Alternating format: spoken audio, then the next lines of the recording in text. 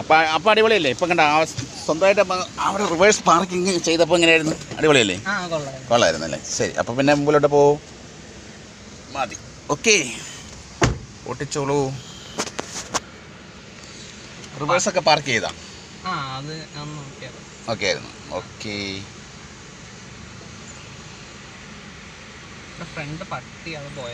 അതൊക്കെ പോയി.